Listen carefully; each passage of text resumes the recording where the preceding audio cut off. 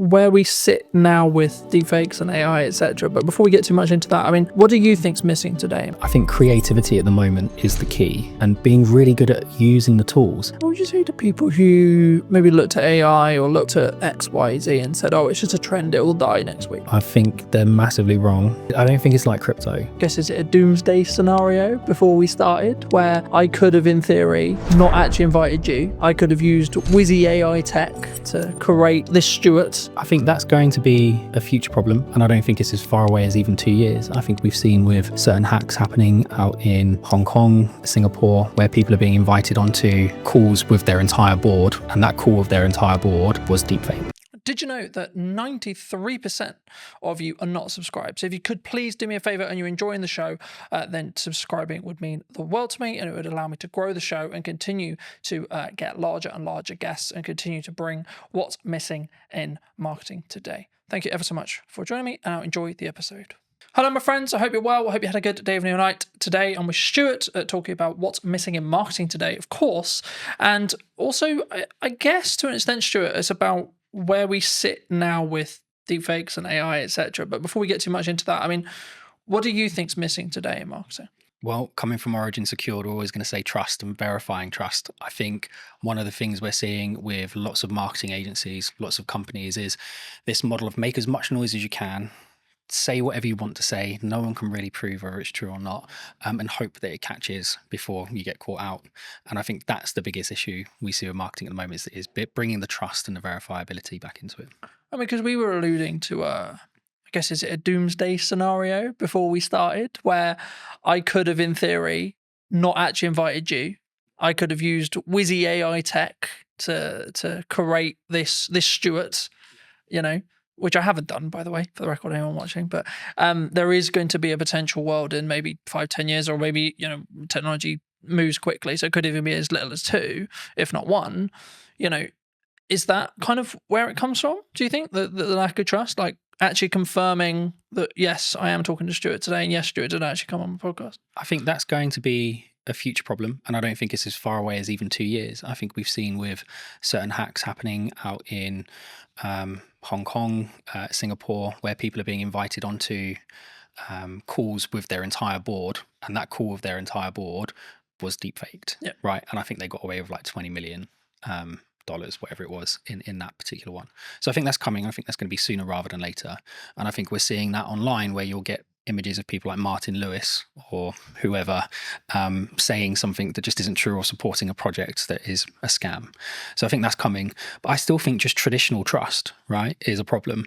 How do I verify that I've worked with the MOD as an example? How do I verify I've worked with this organization? How do I verify I've worked with this person? And I can make loads of noise and say loads of things about it. But I don't have maybe a podcast to prove that I've done it.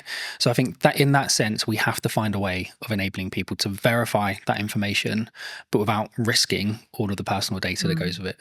I mean, I was actually going to start here, but I think it's important for me to start here. Someone like me, right, who has been on the internet for, I'm going to say, shy 10 years. I might be in deep trouble when it comes to AI tech and AI training and deep fake stuff, right? Like, what can I do in your view? What, to protect yourself? Yeah, I think is very challenging. I think our product will go some way to helping that. But even still, even with kind of Origin secured verification on top, all we're doing is verifying whether something is real, right? We're not necessarily proving something's fake. And I think you can argue that if it doesn't have that stamp of approval on it, or you can't verify it cryptographically, then it's highly likely to be a fake. But it still doesn't stop someone pulling their phone out on the street and recording you. That's still you. But it's going to be very, very hard to detect the difference. More, I guess, as I think about it more, is it actually more down to an integrity and trust thing?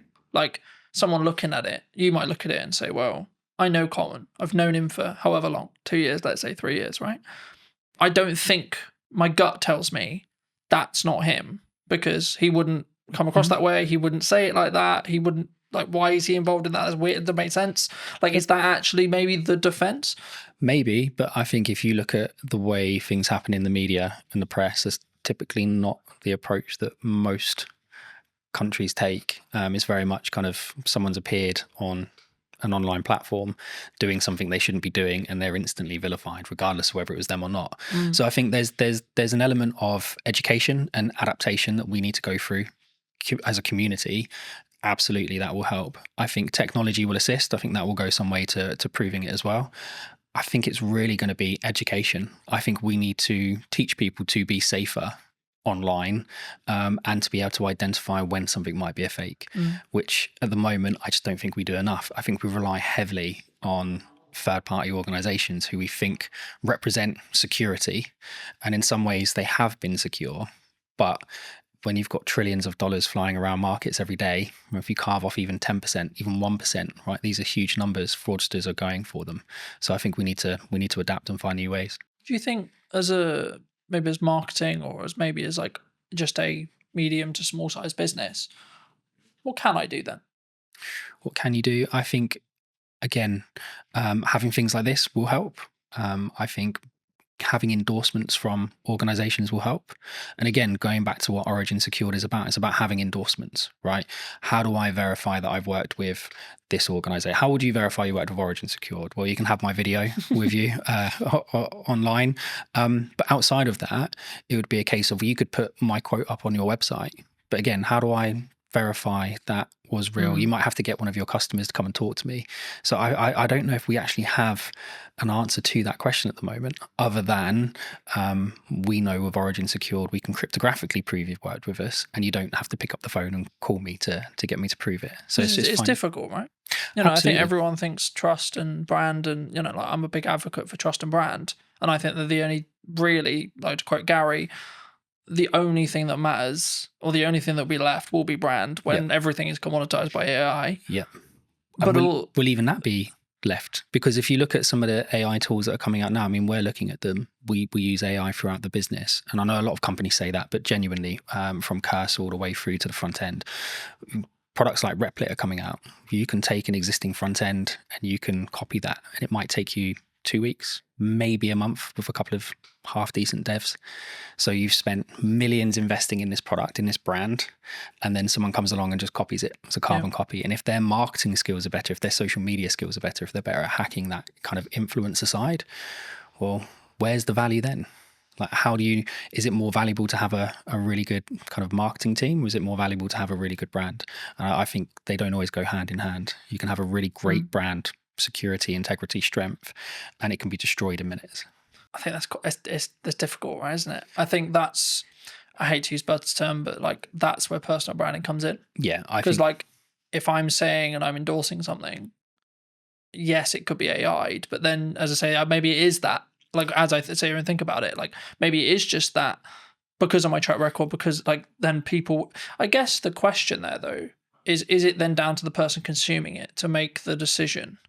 Well, that's kind of the approach we've taken, right? So the approach we've taken is it's down to the individual to choose who they trust and whether or not they believe that's true, right? So we can have, and we'll get into the tech more later, but we can have a series of endorsements for yourself, right? So we could endorse you cryptographically. You could be endorsed by the passport office, right? Or by an ID service provider, or by the DVLA, or by your bank or your solicitor. All of these endorsements build up trust over time, right? And the more of those you have in sequence, in the right time frame, the more people will trust you. And I think a big question on top of what you've asked is, if we're moving more to a solution where you need kind of integrity and trust built over time, how do people break in at the beginning? Because at the moment, the big reason that companies do that is they're trying to make a name for themselves. They have a great product, they've got a great idea. It's not always fraud. Often it's just a small company trying to make it. We need to be able to create environments where those companies have an opportunity to prove themselves.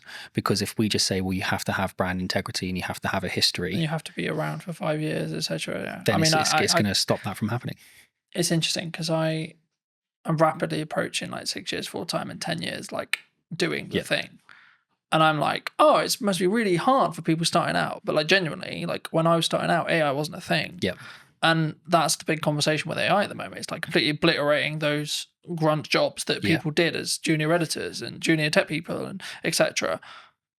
Is it down to us then as providers, like medium and larger, like to say we're going to choose, or is it purely just it's going to get commoditized because it's efficiency?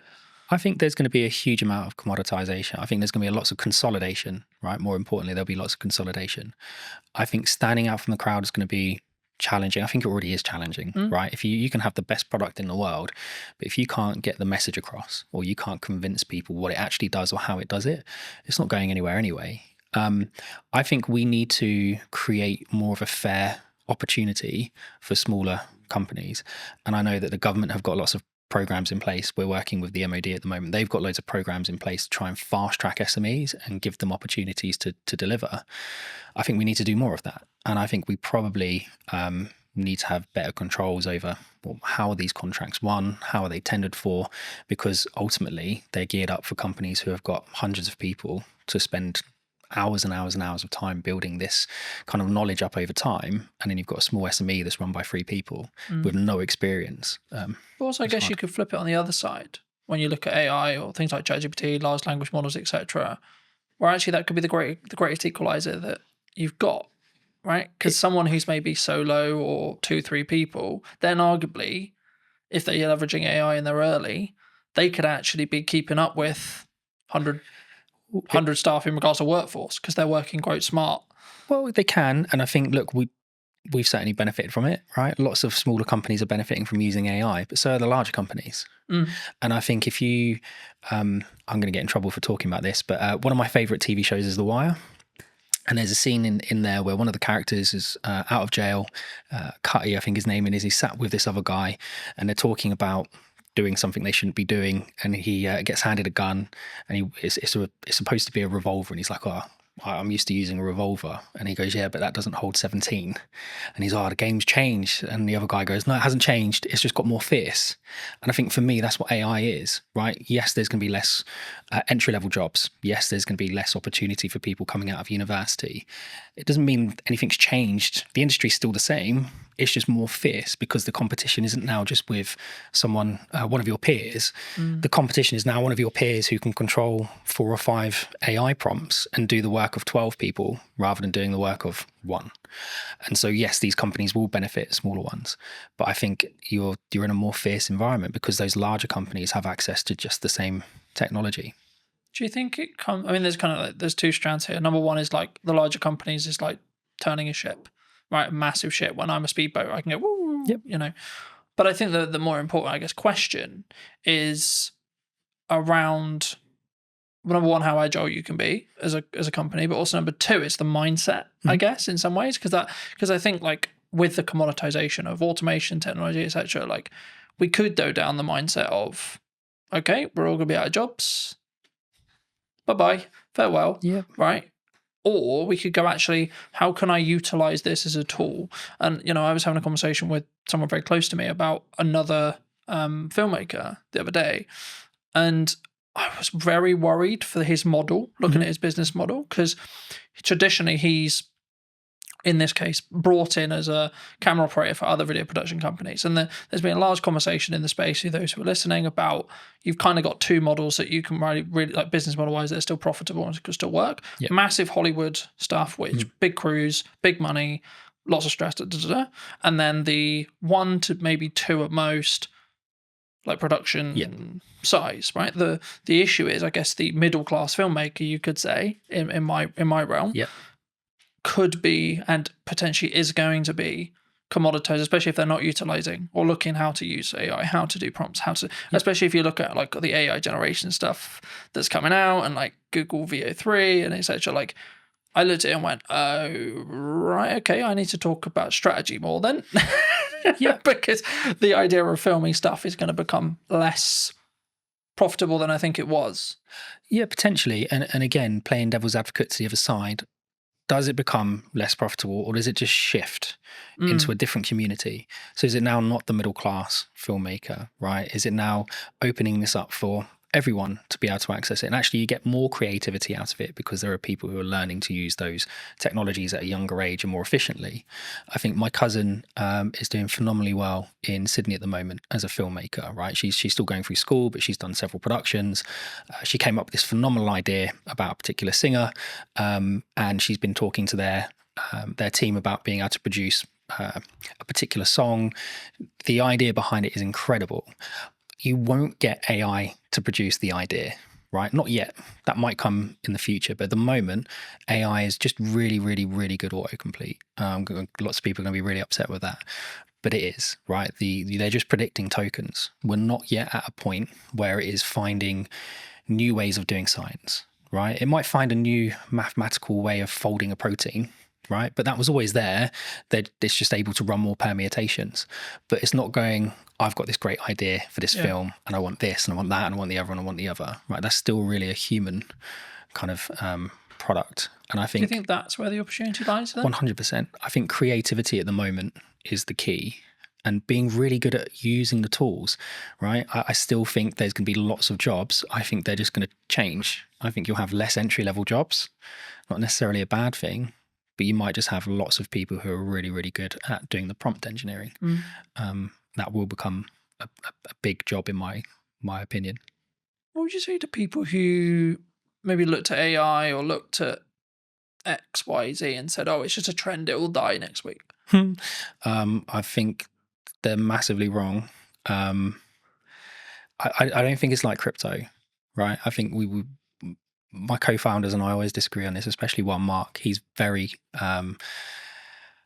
optimistic on the crypto side. You know, Mark, and he loves it. I'm still very much of the opinion that there's been too much happening with the mainstream cryptocurrencies from a dark web standpoint, right? From a criminal historic standpoint. So the AML piece and the KYC piece can be incredibly challenging if you can trace it back on the blockchain to criminality, because really you should be taking that as proceeds of crime. So I think there's a major issue with that. I think the difference between that and AI is AI genuinely has solutions, right? You can take someone who spent the last 20 years of their life learning how to spot tumors in lungs, right? They might have a really good accuracy, 80, 85%. And then you can train an AI model to a 92, 93% accuracy in 3 or 4 months. That's a huge jump, right, for us as a species, in my opinion. So I just don't see AI dying. If anything, I think it's going to become more and more integrated. And I think actually what we're going to see is that AI is going to become smaller and smaller and smaller. And I don't think it's going to be long before it's fully inside your device, not in the cloud.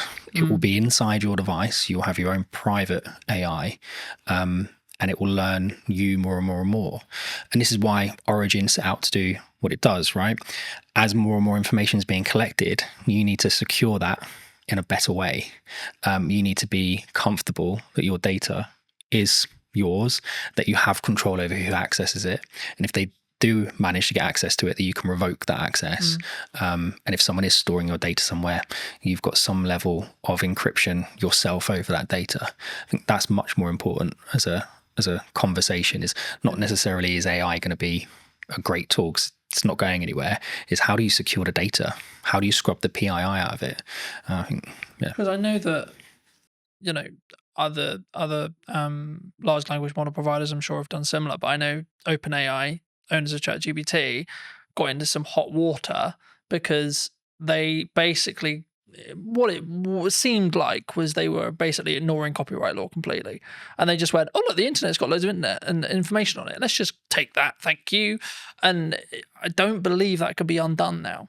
We're kind of in the wild, like we're in the Wild West in that respect, as in like ChatGPT knows everything and they will know everything forever.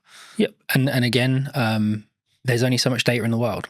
Right. So forget kind of some of the data that people think is proprietary for their organization, right, where they might have taken 4 or 5 pieces of information and done something cool with it to produce another metric. The actual data, there's a finite amount, right? OpenAI found that out really quickly. You can still download pretty much the entire website scraping, and you can pay to download that online, right? There's several companies that offer that as a service. Anthropic will have done it. Google would have done it, Apple would have, all these organizations, if it's not just specific to OpenAI, every single company has done it. And I think at that point, there has to be a kind of really important question being asked is, how are you protecting your information? Not just from a copyright standpoint, but even from, we were talking about this the other day. So M&S, their hack, right, which was social engineering, well, how secure is me sending a 6-digit passcode to your phone? The phone's not linked to your identity. It's not linked to anything other than you've told me that's your phone number. And yet this 6-digit code magically makes it secure. I think that's a big issue. And if I can now use an AI, and it doesn't have to be open AI, right? The safety protocols are there, but you can use any of the open source versions like Llama, whatever it might be, run it locally on your own machine. There's loads of tools out there like anything LLM that will allow you to do it. Well, I can now connect that online and I can say, right, go and find the maiden name for Carlton's mum, right? And give it access to Facebook, give it access to LinkedIn. And what we were saying before about kind of marketing, whoever makes the most noise, whoever's connected to the most people, well, you don't know who half those connections are on LinkedIn. Yeah. So now if I can connect into you through all of these fake accounts that are being kind of managed and hosted in really not very nice environments, then suddenly your maiden name of your mum is not a security kind of question. Yeah, it's actually a security risk, right? First name of your dog, whatever it might be, school, so on. So I think that's really dangerous, and so we need to move away from just usernames, passwords, and security questions, and we need to move more towards contextual permissions. And it's one of the things that we do at Origin, which is create context around access rather than just you've got a username and password and know that my favorite artist is whoever. One of the things that a lot of people are talking about online right now that I wanted to kind of pick your brain on is AI influencers. Do you think they're happening? And do you think they will be the future? Because a lot of people are saying, well, how would you 95% of people aren't going to care that it's AI, even if they know, even if you can tell. I don't think anyone would be able to tell. I think there's already influencers out there that people have said are AI. I think the big one that I found quite amusing, we had a big chuckle of it. I think one of the adult content creators worked out to be an AI generated model. And I just think that's hilarious, right? That these people are paying for this personalized service and they've got no idea that it's not even a real person. And I guess the question, like you said, would they even care, right? The illusion is there that they're receiving that personalized service. And I think it's the same for all of us. If you had the choice between ringing up the bank and them saying, press 2 for this, describe your problem, and just go around in that never ending loop, or would you like to talk to an online chat agent that's an AI model that you know is not real, is not a real person, but at least is conversing with you in real language in real time? Which would you choose? I think, I mean, as someone who uses AI, and we both I'm sure do, in depth, I think for me, I think it's about understanding what the contextual relevance that you want from it. Like for me, if I want to analyze information and data quickly, AI will be a better solution in me asking you to, so I have all this data, Stuart, can you create this and this from it? Well, you're gonna go, no, that's totally a pain in the ass. But when it comes to like emotional or creative decision stuff, that's where I think human connection will still come in, and I think that's going to be the thing that people maybe need to focus on. And that's why, like, I found it really interesting since launching the podcast and it having a hybrid element. People are, I guess, if you want to go like strategically around it, like the show up rate is higher for in person than it would be online, right? And I think the same is going to be true when it comes to like in-person events and stuff. And I can see kind of this two camp book, which is like people utilizing AI, good idea, but also a constant want and drive to have that human connection, online events, online person, podcasts, online conversations, etc. And actually, from a marketing standpoint, if you don't have a podcast, I would say now is the golden age to have a podcast, because this is the kind of conversation people really want. They don't want you have a conversation with a robot necessarily. Do you think? I think there's a lot there. So if we go back to, I think in-person meetings are becoming popular again, right? We went through that stage. COVID was a nightmare, but even before that, lots of people were like, oh, it's much easier just to do it online. I was like, yeah, it is, but you don't get the same feeling, right? You can't gauge someone's reaction properly unless you're sat in a room with them. And I think there's a lot to be said about the environment, right? So the environment today, I can say something and it's not just your facial expressions, but I can feel the environment. If you say something wrong, you can feel it change. If you say something funny, you can feel it change. And I think you lose that online. I think we'll start seeing people doing more and more in-person meetings, more and more in-person conferences.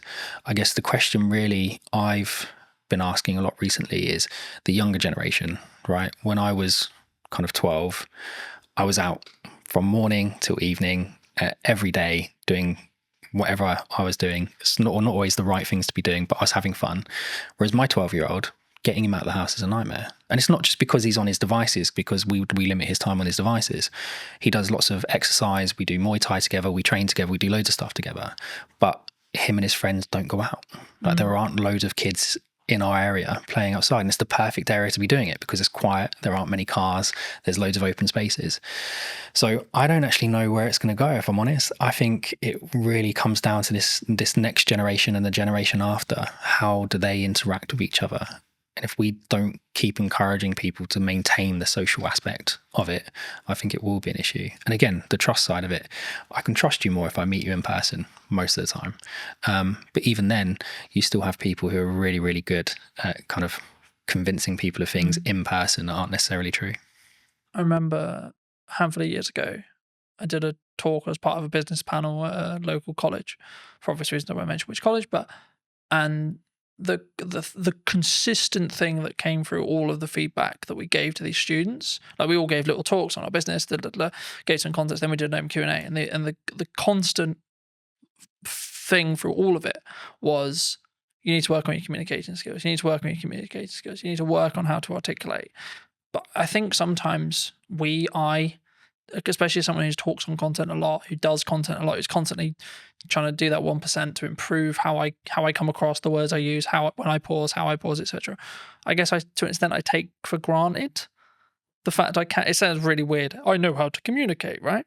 But I do. It's even the little nuances, like how I do a stupid noise, or how I pause, or when I pause. I mean, is that something that, like, and if so, like, if that's, we need to either invest that in our children or put that into like schooling level, and or when we're in the workplace or looking for careers, etc. I mean, is that something that's, do you think, weaker as humans? Obviously it's a broad stroke, but do you think it's something that we all need to improve on? I think it's a muscle, right? Communication's a muscle. I think being social is a muscle. That's not to say people who suffer from any anxiety aren't right to feel the way they feel, or that there isn't an underlying issue there. But I think a lot of the time it is a muscle. And I think the only way you can exercise that muscle is to push yourself past the comfort zone and do it. And we aren't pushing people to do it, right? I think we've got to an age where someone can self-diagnose as having a problem, and then we go, oh, okay, well, we won't talk about it anymore. Like, it suddenly just stops the conversation, and suddenly it's not, well, that's the end of it, right? Well, I think that's a problem. And I think that goes back to what you're saying before around kind of school-age children. Yeah. I think my wife and I foster, right? And we've just had a 2 and a 4-year-old that will be leaving us shortly, and we've had them since March. And when they came, like, the little girl was nonverbal, the little boy had some issues with kind of speech and understanding and some other bits. And in the last 6 months, my wife's done an incredible job getting them to a point where you wouldn't really know that they're that far behind. Like, they're not as far behind anymore, right? If you were to put them into a mainstream school when the little boy's starting soon, yes, he's going to need a little bit more help, but he's not that much further behind. But it's because we didn't just go, oh, okay, well, they've had a hard time, so that they get a pass, or we think they might have some anxiety issues. No, let's get them outside. Let's get them on the climber frames. Let's get them interacting with other children. Let's explain to them repeatedly. No, it's not just about saying, oh, kind hands if they do something they're not supposed to do. No, that's not right. Explain to them why, and spend that time educating them. And I think we don't do that with kids at the moment, right? There's so much, people talk about it all the time, but there's so much power with the kind of the child. And there needs to be some power with the child, absolutely. But you've also got children walking into schools stabbing people, right? That's a problem. I'm not saying we can solve that with Origin, not at all, right? But I think that's how far back we need to go. I think we need to start at schools. I think we do schooling wrong. Does that come from boundary settings? I mean, like the statistics from like a quote broken household is ridiculous, you know. Like, mine is true in that respect. You know, I didn't have my dad around for 20 years, and since about probably a month ago, 2 months ago, I spoke to him for the first time in 20 years. Mate, congrats. Right? How did that make you feel? Big deal. It was just like, it is what it is. You know, like, I wasn't there to be like, right, I'm gonna, and I wanted to make sure that when I did it, it wasn't coming from a place of anger. It's like, right, I'm gonna pull 20 years, and it was right, okay, but I did it for a point of view of, I need to make sure that I do this so that I don't regret if I'm told he dies. I did my best, I tried. And I think, but then also I've set a boundary to say, this isn't a fully open door as well. And I think for me, that's come from years of building on it. And that's why I asked you about, that's why I guess the question of like, do we naturally have boundaries, either in work or from parents to kids as well? I think we spend a lot of time teaching people how to drive, right? Lots of time teaching people how to drive. We spend a lot of time teaching people how to communicate at work, right? You can't say that. You can't say this. You have to say it this way. You have to say it that way.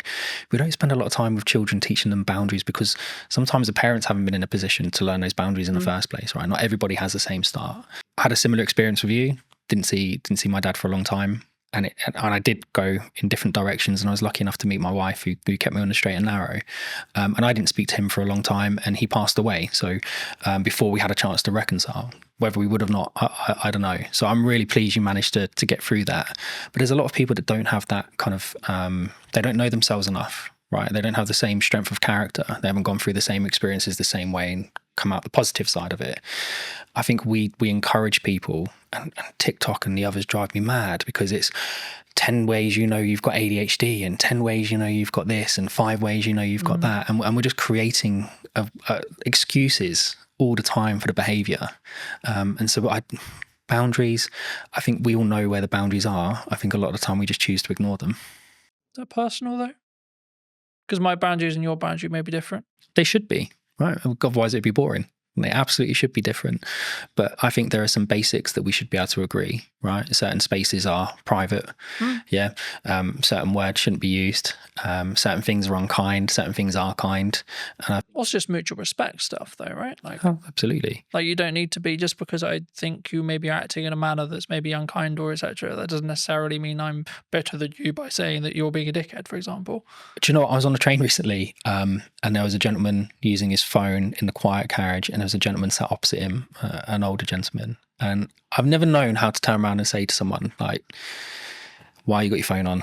Why are you listening to it loud? Why are you not using headphones, etc., etc.? Because it always comes across as really aggressive, right?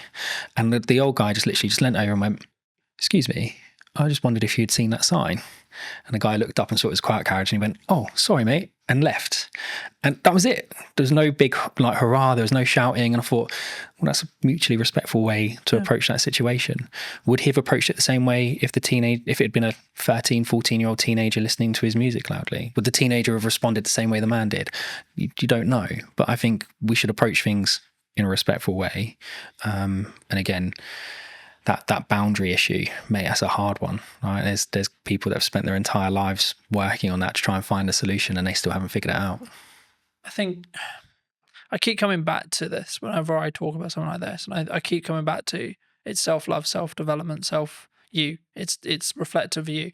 So, but from that perspective, I guess it's kind of down to you to do the work to then see the different reality, if that makes sense, right? And I think for me, that's sometimes where people struggle, where they for whatever reason they want to bury it, they don't want to deal with it, they don't, etc. And I think everyone has a level of trauma.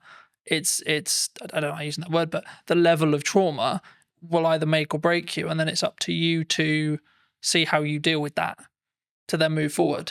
So I think I'm smiling because it actually brings up a really good example. You remember you'd go to the gym, right? I want to lose weight. You go to the gym, you're trying to lose weight, and the guy go, well, if there was a pill you could take that would make you lose weight, everybody would take it overnight, right? But it doesn't change the fact that you need to create these habits and these kind of self-motivation that drive those behaviors, right? Because this is really important.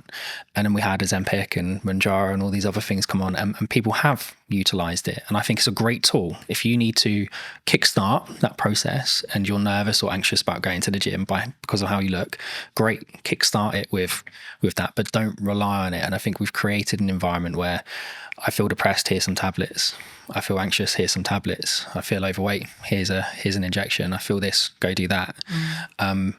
I hate going to the gym. I hate working out. I'm not someone who enjoys it. If I haven't eaten properly during the day, I will throw up. It doesn't matter how much I train, right? My body just absolutely hates it. But I push myself to do it because I want my son and my daughter to see me go through those hard things and realize sometimes short-term pain gives you long-term gain. It gives me an extra 5 years with them, then it's important. And my dad was 41, 42 when he passed away, and I hadn't spoken to him for a long time. So I don't want to be in the same boat. I'm only 3-4 years away from being in that age category. So I'm going to do everything I can to. Do you think we need to not live with regret then? 100%. And if we can take actions that are maybe uncomfortable today to mean that we're not going to be regretful in 5-10 years? Yeah, I've lived a lot of short-term pain for long-term gain. And if you ask my wife, she'll tell you that it's been kind of lots of long-term pain for not very much gain, but actually we're starting to see the fruits of our labor. And I've got lots of friends who I've grown up with who haven't always taken the same approach. There's one or two of them that absolutely have, and they're smashing life and they're doing really well.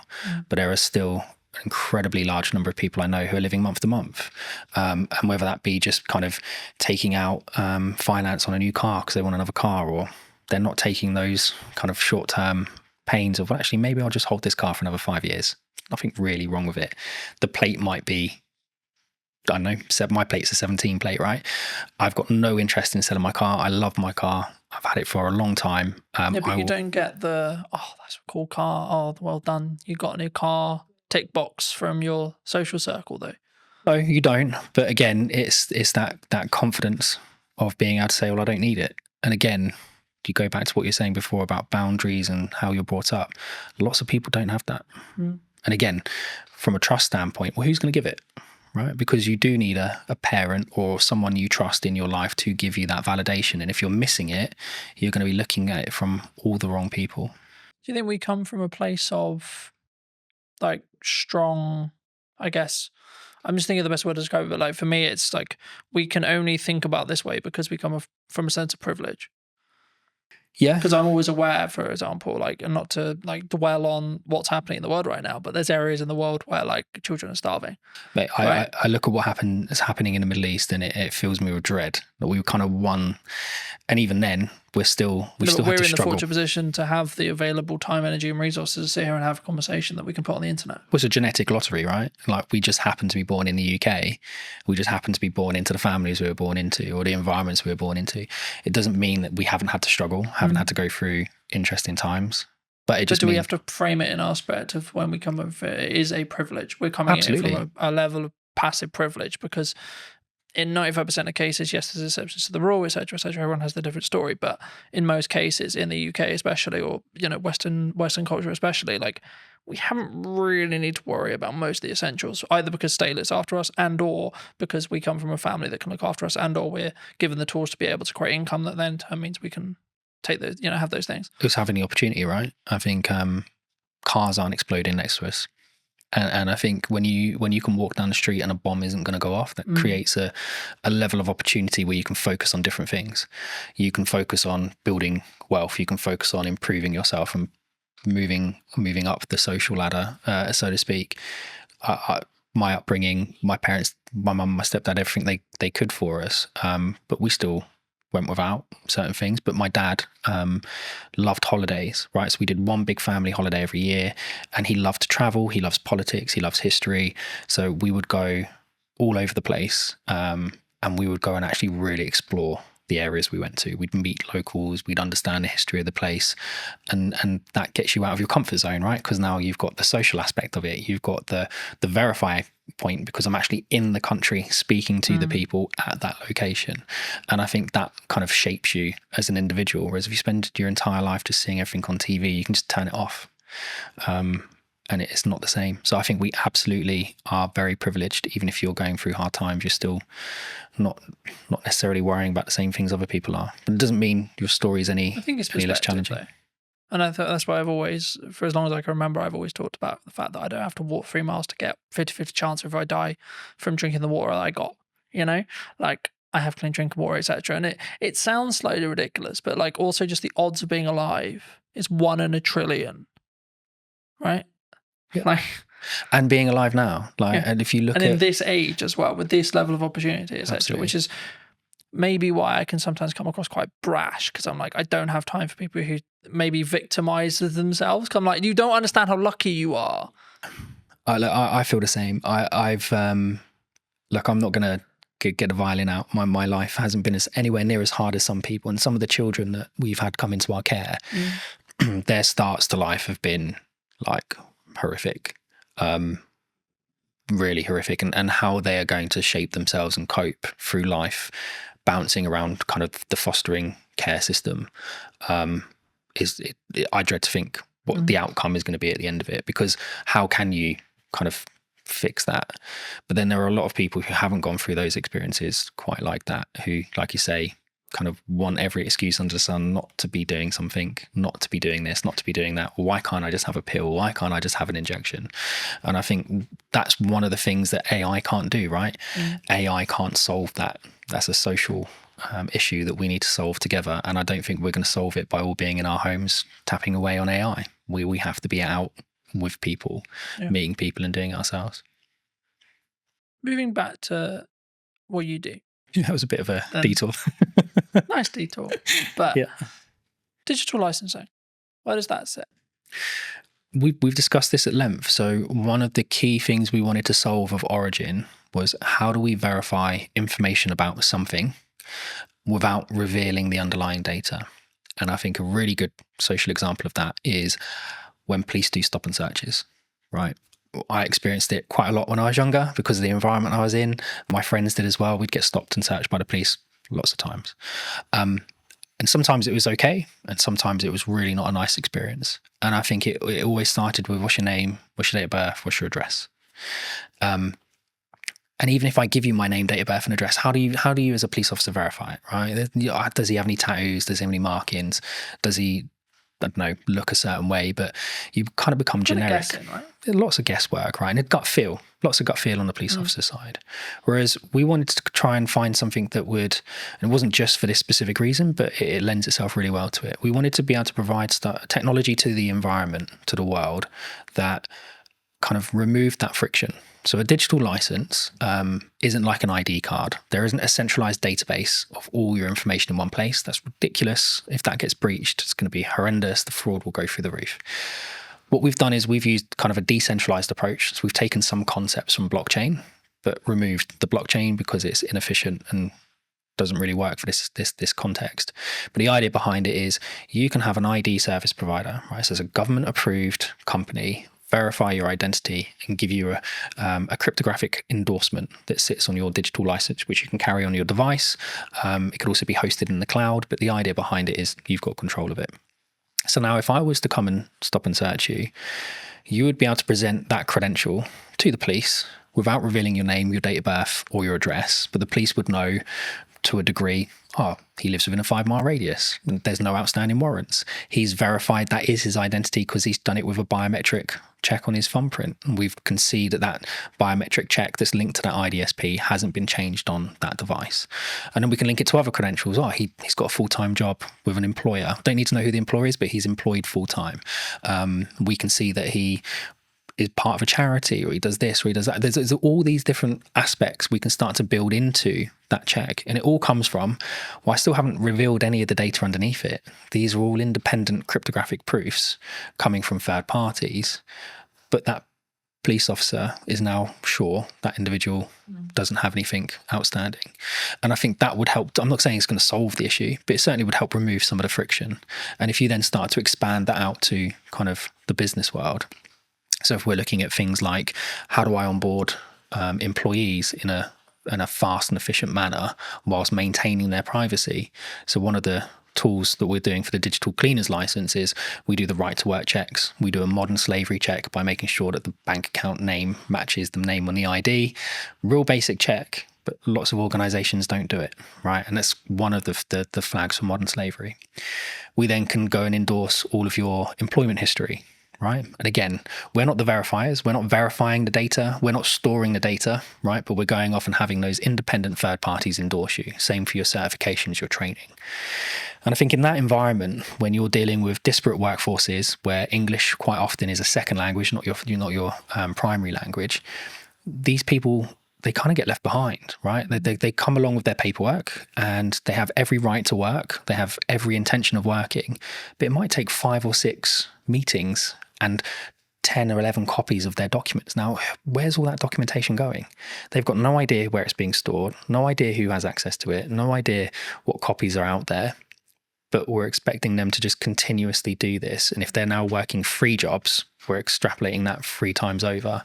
So for us, it's about digitization, yes, but without just copying the existing paper process and doubling the problem, right? You have to do it in a different way. That would fix the problem we opened with?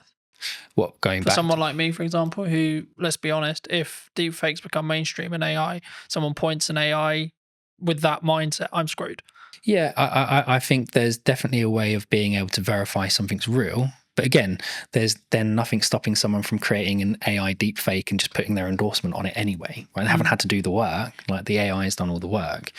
I think it will become more important for organizations and in fact probably more important for creators to be able to verify that's their work, right? I was the one that created that first. Here's kind my of in endorsement. some ways from a, maybe not a legality point of view, but kind of a copyright plus model, I guess you could say. Yeah, absolutely. And I think one of the things we've seen with the endorsements is, and you'll get it all the time with correspondence from the BBC, right, or for Sky News or whatever, our person on the ground.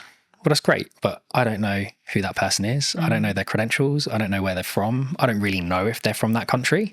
I don't know what their background is. Whereas if you were able to say, here's the credential that's been lent to this article, well, now I've got, well, yeah, he's got an IDSP verified in that country that he comes from that country. He's got a university credential that says he went to that university. He's got an employment credential that said he was employed there at these points in time. That's not to say people can't build those profiles up at a state level if they really wanted to go to that level, but it becomes much harder to do, right? The threshold for access to fraud becomes really, really high, because when we're actually taking these interactions and monitoring them, we create an encrypted hash of the interaction, and that gets stored on what we call event chains. So not blockchain databases, but the event chain is a point in time. And so you can't go back in time and put something on the event chain in the past. It has to be done in time. It's temporal.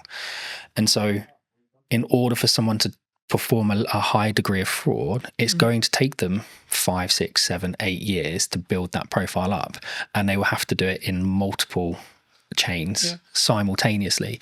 And they're just not going to be able to do that. And I guess it comes back to that point, which is like, it sounds horrible whenever you say it, but like, you're making it less likely that you're the one who gets targeted, because the burden of likelihood that your stuff gets stolen, etc., is so much higher than Barry, than Sally, than James, so on, and that's, I hate to say it because it's like, oh, go and steal their car, not mine, because mine's a pain in the ass to steal, for example. There is that, but again, from our standpoint, I mean, we want to give it to universities for free. Right? We want to give it to schools for free. You have the Online Safety Act that's happening at the moment, and I think you've probably seen some degree of access to adult content reduced. But it's seen VPN usage go through the roof, right? Because we know how people are accessing it, just going around the issue. And I think they had, was it Keir Starmer's driver's license got leaked online, and people using that and a picture of him to be able to skirt around the sides of it. That's the same tech, by the way, we were talking about at the beginning, that some of the retailers are now choosing to use to verify their staff, right? It's not with an IDSP, it's just a localized check that looks right. I guess this was a big conversation like a handful of years ago, and I've covered it in the social media show and etc. But like, there was this big conversation, and lots of jurisdictions across the world have said, below 16, you're not on social media. And that seems to be the future, because it's like, we're now like, half the world has basically got that. How do you verify you're under 16? Exactly. Right. And again, with Origin, it's one of the things we were saying, if we give it away to students for free, you can have a cluster of credentials, right? And so from our standpoint, it's about enabling the verification of a credential to create context. And contextual permissions is something that we've kind of started to patent from using our tech. So the idea behind it is, I can access a system. I don't need a username and password, but I need a credential from an IDSP. I need a credential from my employer. I need a credential for someone linked to that system. I need a credential maybe from a school or a university. All of those credentials must confirm specific assertions about myself, right? I'm under 16. I'm a UK citizen. I go to a particular school in a particular area. that means we're putting the control of the people that need it, schools, etc. But we're not then enabling people who have bad intentions to come along and manipulate that system, because they would have to manipulate it in 5, 6, 7 areas at the exact same time. So now if you want to access the internet, well, you could have your Origin handle with all of the credentials on it, and we would know straight away how old you are, right? And parents mostly can be trusted. So your parent could create a credential for you, but if that doesn't match your school's credential, well, then that's going to create an issue. So you don't have the permission to access that service or that particular piece of content. And that for us is really important. Context is much more important than just, well, we think you might be over 18 because you click the button. Yeah. For those people who've enjoyed this conversation, who may want to see more of the content, delve into a little bit in more depth that what you and the team are doing, where can people reach out?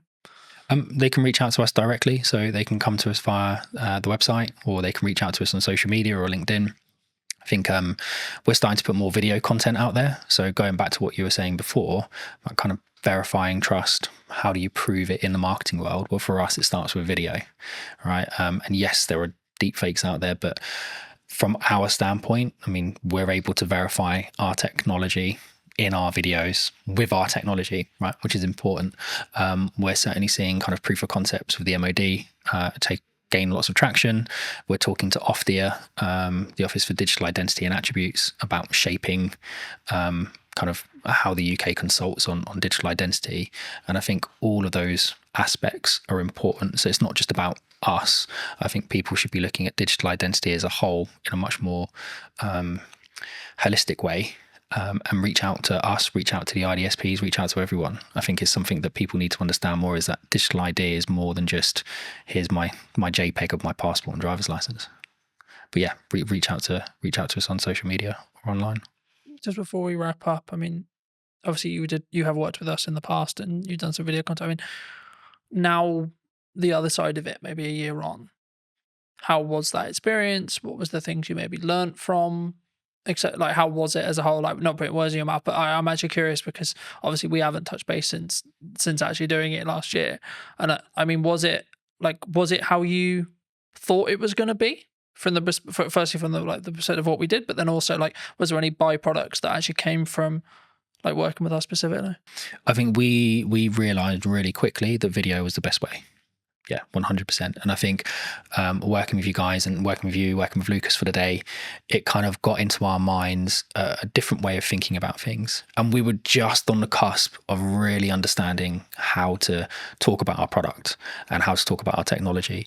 And by focusing on the video approach, and we've now released several other videos that we've kind of produced in-house, it kind of got us to where we are now, which is we know what our narrative is, we know what the story is, we know how to describe our technology. Whereas a year ago, we were still kind of trying to work out what it was that we were. And we were early to market, so lots of people trying to explain it to investors, trying to explain it to customers. It was a challenge. So no, mate, having that time with you and Lucas massively helped us kind of crystallize what we were trying to do. And then over the next kind of 2-3 months, I think that's when we nailed it. But it come off the back of the original filming we did, which was phenomenal. What would you say to people who are maybe looking at what's going on in the economy or etc., and they may be on the fence about maybe utilizing marketing right now, or like, because the traditional kind of known thing is like, when things get hard, you cut marketing. Yep. Honestly, I'm probably not the best person to answer it, but I'll answer it as best as I can. I think you absolutely have to have a presence, right? You have to, unfortunately at the moment, it's about noise. Right, we spoke about it earlier. The more noise you make, the more you get noticed, the more the algorithm picks you up and the more it promotes you to the top. And it goes back to what we we're saying as well about the SMEs, like, how do you get spotted? How do you get noticed if you have to have that kind of credentials proving you've done something? I think consistency, right? And we had this chat about podcasts a year ago. I think it's something like most podcasts end after 11 episodes, something along those lines, right? So 11 weeks, 11 months, whatever it is, that's the kind of podcast limit. And people go, oh, it's not growing, right? You have to push past it. And it's the same with the marketing. And yes, some people are really fortunate and they do growth hacking and all of a sudden they're a viral sensation overnight, but that's not the norm.